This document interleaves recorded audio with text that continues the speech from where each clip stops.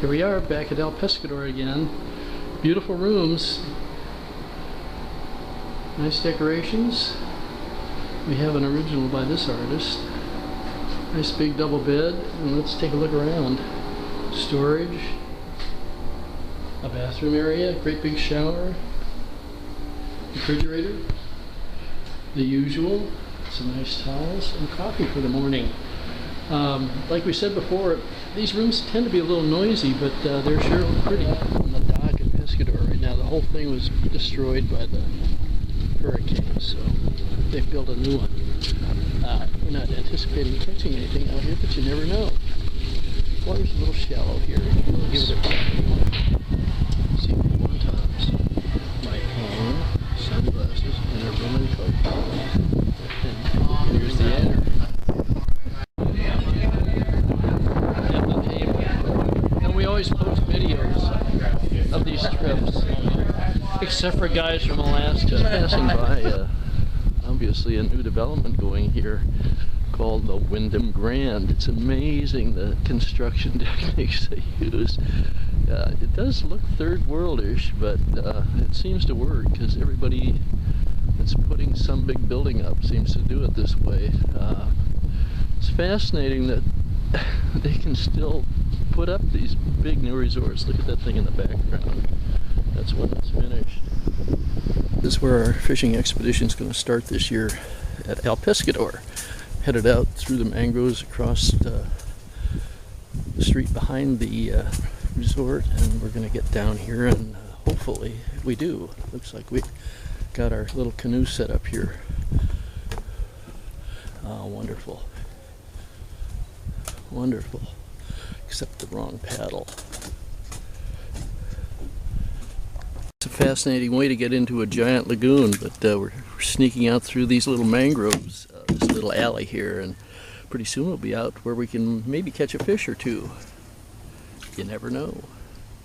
A little mangrove atoll right now. It's tough wading. You get about 2 feet out in there and your foot goes down 2 feet, so we're having a little trouble with the wading here. I don't know if we're going to find good flats casting here or not.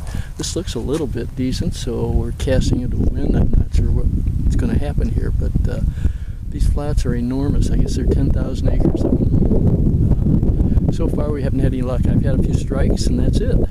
This crab tried to eat my fly line.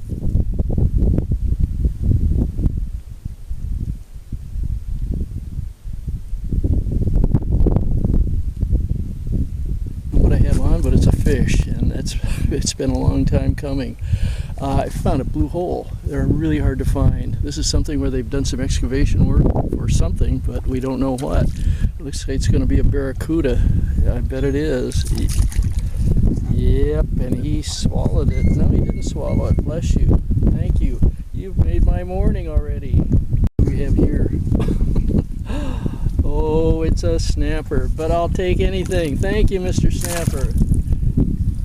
Okay, nothing's been great so far, but this little, it's a little tan and white clouser, bunny rabbit clouser. So far it's caught 2 fish and probably hooked 3 or 4 more, so we'll keep trying. Gave up in the lagoon about 2 o'clock. The winds were howling back there too, and it's impossible to paddle a canoe into that kind of wind, which you're looking at right now. So I'm going to give it one last shot here on this dock next to our place and see if anything's hiding under here. Sure wouldn't hurt to catch one more fish today. Our craft today, it's called a Freedom 12. It has the ability to push those pontoons out, stand on the treads right here with a little sissy bar. We're not going to be able to do it. It's too windy. It just wouldn't work, but it's gotten us back to the blue hole, and we're looking forward to trying to catch some more fish here today, hopefully quite a few more. Anytime you're stripping line in, it either gets hooked on this combination of seashells and coral that's been dredged, or it wraps around these baby mangroves, and they all will just eat fly line like crazy. I may have destroyed my sink tip line now, but we'll find out when we get home. At least I've had a little success hooking fish out here. I've hooked and lost 2. Saw some decent sized tarpon go by. It's awfully windy and makes testing very difficult. I have to. I think we're gonna hop back in a little boat and go around the corner and see if we can find a little shelter. How would you like the world's smallest bonefish? Nonetheless, it's a bonefish, and I'll take it and be happy. Thank you, little one. I'll get you off in a minute. You remind me of our puppy. Fish of the day is. Could be the last one too. Fortunately, he's lip hooked. Look at those little razor sharp teeth. Reminds us of our puppy. Let's get you off right now. These little guys are insatiable. Happily, they're leaving me my fly. Thank you. Look at that. I might find some bones along that shore, but saw nothing. So now I've anchored here, and look what we have. The darn thing looks like a trout stream running right through the middle of the lagoon. Don't know if we'll do anything at all here, but I can't imagine there aren't fish in it. A little deeper, fast running. Let's give it a try. Okay, that was a disappointment. Boy, it looks great. I've seen all kinds of needlefish and had several strikes by them, but they cannot take this pink puff all the way down their mouth. I'd have to have a number 14 or 16 or 18 hook to catch them. Their mouths are that small. So let's give this up and try something else. We have here another one. This one was a jumper. It's not a bad one. A little better than normal. I'm amazed. God, I can't believe they didn't take that hook off. Fly. There's our fly box. Here's what the barracuda took. It's got a little wheat guard on it. The wheat guard's working.